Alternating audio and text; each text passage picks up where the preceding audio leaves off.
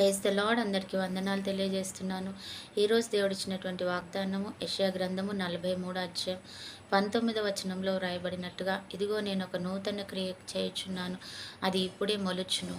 దేవుని వాక్యం సెలవిస్తుంది.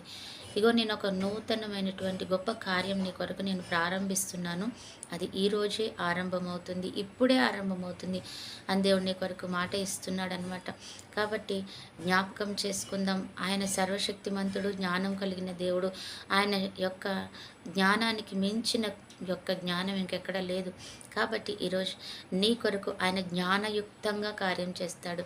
నీ ఆలోచనలను బట్టి కాదు, నీ ఆలోచనలు కొంచెం మాత్రమే ఉంటాయి, కానీ ఆయన ఆలోచనలు చాలా గంభీరమైనవి. అవి శాశ్వత కాలము మనకు ఉపయోగపడే ఆలోచనలుగా ఉంటాయి. కాబట్టి ఆయన జ్ఞాన ప్రకారం యుక్తముగా దేవుడు నీకు నాకు సహాయం చేస్తున్నాడు.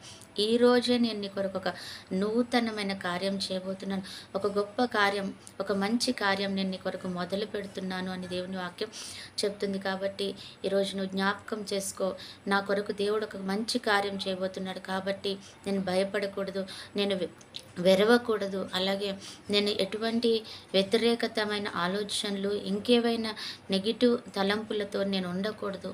నేను యేసు యొక్క కార్యాన్ని తలంచుకుంటూ, ఆయనను స్తుతించుకుంటూ ముందుకు వెళ్ళి దానిని పొందుకోవాలి అని నువ్వు అనుకోవాలన్నమాట.